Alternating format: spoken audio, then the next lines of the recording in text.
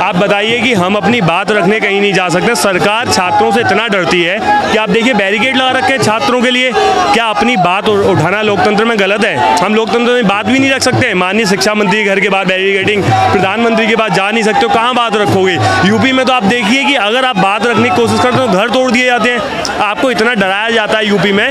मैं अभी वहाँ से आप देखिए, वहाँ पे जो NSY के लोग हैं जो हमारी मदद करते हैं, वहाँ के लोग पुलिस से डराया धमकाया जा रहा है, आप इनका साथ मत दो बच्चों का, नहीं तो हम आपको जेल में भेज देंगे। क्या है ये लोकतंत्र है? दिल्ली में आप बैरिकेडिंग लगा रहे हो, प्रदेशों में बैरिकेडिंग लगा रहे हो, इससे पर छात्र रुकने वाला नहीं है। छात्र जब संसद भेजना जानता है तो आपसे वहाँ से खदेड़ना भी जानता है। आप ये बताइए बैरिकेडिंग क्यों शांतिपूर्वक नहीं कर सकते? अगर शांतिपूर्वक इनको ये पसंद होता तो ये बैरिकेड लगाने, जो हम तो शांतिपूर्वक सदन के बाहर जाना चाहते थे।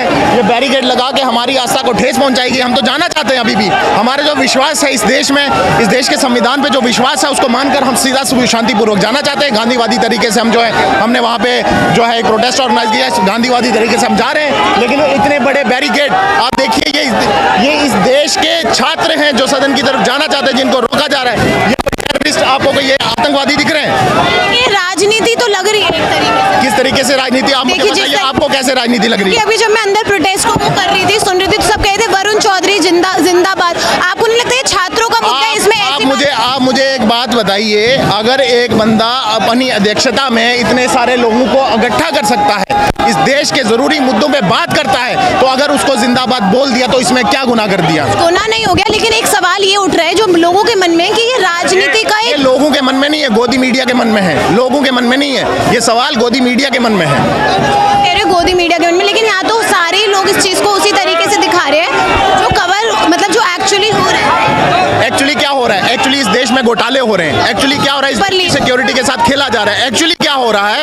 एक्चुअली यहाँ पे रोजगार के साथ खेला जा रहा है। एक्चुअली क्या हो रहा है? महंगाई बढ़ती जा रही है। एक्चुअली क्या हो रहा है? अंतर्राष्ट्रीय स्तर पे हमारी जो इमेज गिरती जा रही है। एक्चुअली क्या हो रहा है? चाइना हावी हो रहा है। एक्चुअली क्या हो रहा है? पाकिस्तान की आंखें ऊपर हो रही हैं। एक्चुअली क्या हो रहा है? जम्मू कश्मीर में आतंकवादी आके लोगों को मार रहे हैं। एक्चुअली क्या हो रहा है? इस देश में जो है सारी चीजें खराब होती जा रही हैं। ये चीज है, एक्चुअली ये सब हो रहा है। कैसे ठीक होगा, क्या लगता है? ये ठीक तभी होगा जब इनको होश आएगी, जब इनको कॉलर से पकड़ के समझाया जाएगा कि ये देश जो है डेमोक्रेसी है, ये डेमोक्रेसी के हिसाब से चलेगा, ये इस हिसाब से समझाया जाएगा, तब इनको समझ आएगी। आज जैसे नीट की आवाज आप लोग उठा रहे हैं, BMS के छात्र भी यहाँ मौजूद हैं जो अपनी आवाज उठाने के लिए। बिल्कुल, आप लोगों ने उनका मुद्दा भी उठाया? हाँ बिल्कुल, उनका मुद्दा भी उठाया। हम इस देश में छात्रों के खिलाफ जो भी काम हो रहा है, हम चाहे वो BMS वाले हों, चाहे वो नेट वाले हों, चाहे नीट वाले हों, चाहे वो जॉब सरकारी नौकरी वाले हों, चाहे वो UP PCS वाले हों, उत्तराखंड PCS वाले हों, Jammu Kashmir sub inspector, UP sub inspector, पिछले 7 साल में 70 से ज्यादा पेपर लीक हुए हैं। हम उन सब की आवाज उठाने के लिए यहाँ पे हैं। जैसे PG का हमने एग्जाम देगा, स्थगित कर दिया। ये स्थगित क्यों कर दिया गया? क्योंकि NET का कैंसिल कर दिया। क्यों कैंसिल कर दिया गया? क्योंकि उनको फिर से आशंका, उनको फिर पता था कि पेपर उन्होंने लीक कर दिया है, इसलिए उन्होंने दोबारा जो है इसको डिले कर दिया। और डिले कब कर दिया? एक रात पहले। जो बच्चे, जैसे मैं यहाँ जम्मू कश्मीर से हूँ, दिल्ली में रह रहा हूँ, और मैं जम्मू कश्मीर मेरा सेंटर आता है, तो मैं यहाँ से जम्मू कश्मीर पहुँचूंगा, तब मुझे बताया जाएगा कि आपका पेपर कैंसिल हो गया।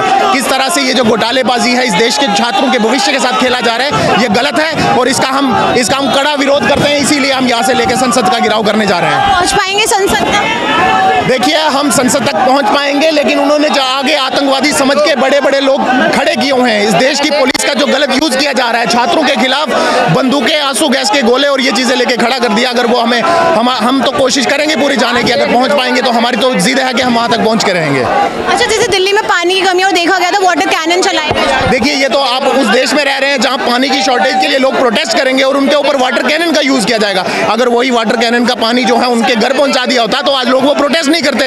ये सारी जो है आप मोदी सरकार जो है, मोदी 3.0 कहा जाता है ना, मोदी 3.0, ये सरकार इस देश में जो बचे खुचे रिसोर्सेज हैं उनको भी तबाह करके जाएगी। ये देखिए, छात्र हैं, ये बहुत दूर दूर से आए हैं, जगह जगह से आए हैं, अपनी आवाज़ उठा रहे हैं। यहाँ पर बहुत ज़्यादा संख्या में लोग यहाँ मौजूद हैं। और आपको मैं बता दूँ, ये जंतर मंतर से संसद जाना चाहते हैं और ये हम इन लोगों से हमने बातचीत करने की कोशिश की और आपने सुना कि उनका क्या कहना था।